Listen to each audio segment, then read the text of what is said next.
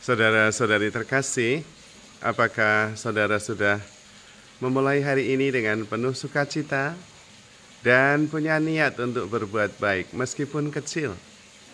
Semoga Tuhan memberkati niat baik saudara. Kita seringkali bertemu dengan seseorang, kemudian kita bisa mengenali, oh orang ini berasal dari daerah ini.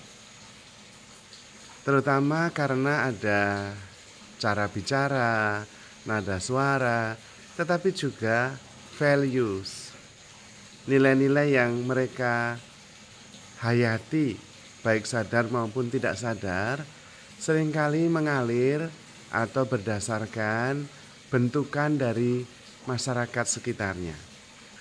Sehingga bisa membentuk karakter seseorang yang bisa dikenali dengan mudah. Orang Jawa ketahuan, orang Sunda ketahuan, orang Betawi kita bisa tahu. Selain apa yang kelihatan secara indrawi, baik itu melalui cara bicara maupun juga ekspresi, tetapi juga value atau juga nilai-nilai yang dihayati.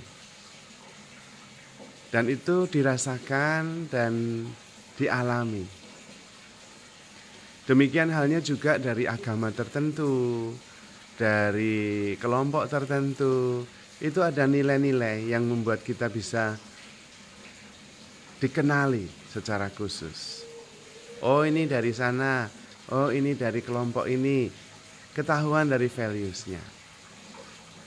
Dengan menyadari value tertentu yang kita hayati, kemudian kita bisa mengerti prioritas-prioritas dalam hidup kita.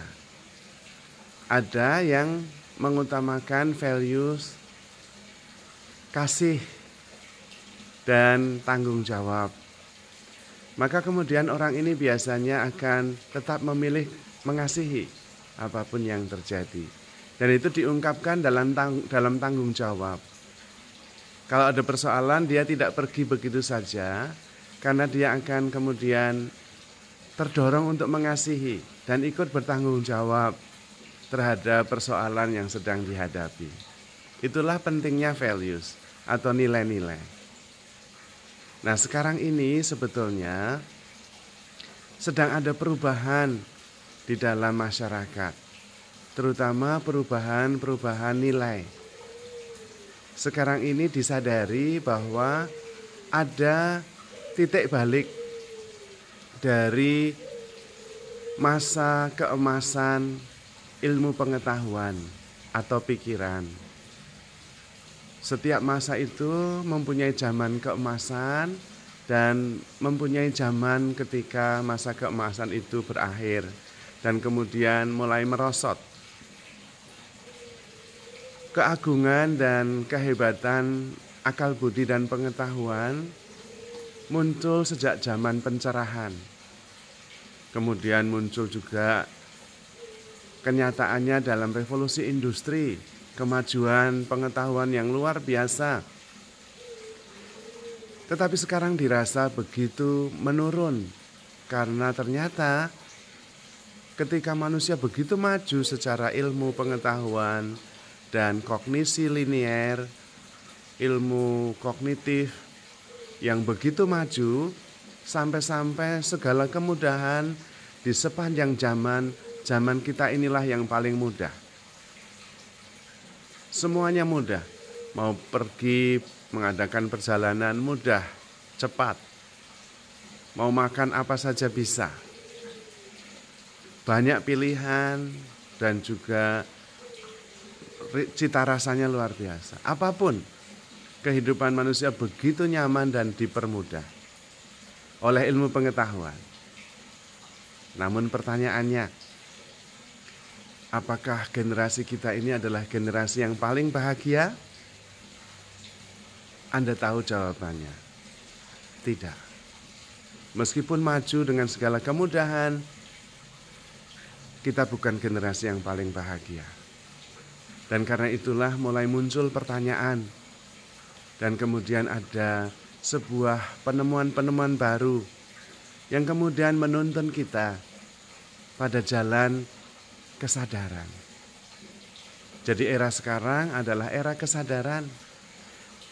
Era ilmu pengetahuan yang berbasis pikiran kognisi linear sudah kehilangan zaman keemasannya. Sekarang ini kita diajak untuk lebih menggarisbawahi dan mengutamakan kesadaran yang jauh melampaui kekuatan pikiran. Dan tentu ini juga adalah era spiritual, karena kesadaran adalah bidang spiritual. Kita menyadari bahwa kemajuan teknologi dan ilmu pengetahuan tanpa diimbangi kemajuan spiritual hidup rohani tidak membawa kita kepada kebahagiaan. Maka pelan-pelan mari kita masuk dan mengandalkan kesadaran kita yang tanpa batas, yang bisa menampung segalanya, yang bisa mentransendensi baik buruk benar salah, yang bisa membawa kita kepada kedamaian, kebahagiaan.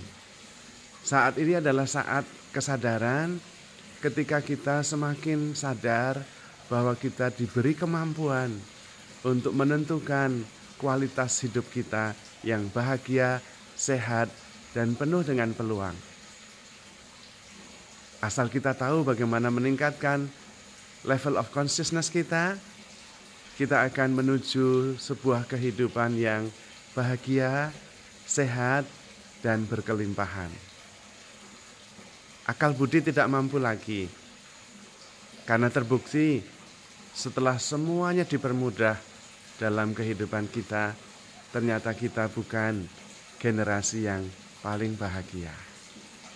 Melalui peningkatan kualitas kesadaran kita bisa hidup damai, kita bisa mentransendensi pertentangan yang ada, kita bisa harmoni terhadap alam, dan kita juga bisa menemukan dan menerima semua peristiwa sebagai anugerah dan mujizat. Maka mari kita belajar lebih sadar, lebih terbuka, lebih mengandalkan kekuatan, bimbingan, kebenaran, suara hati.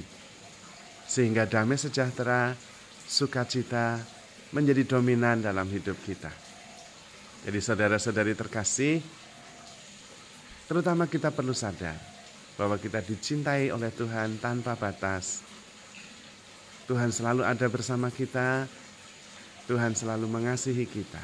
Kesadaran itu yang sangat penting, yang bisa membuat kita menjadi lebih tenang, damai, dan jernih, sehingga bisa mengambil keputusan bukan hanya berdasarkan akal budi, tetapi berdasarkan kebijaksanaan yang muncul dari kesadaran kita yang semakin meningkat.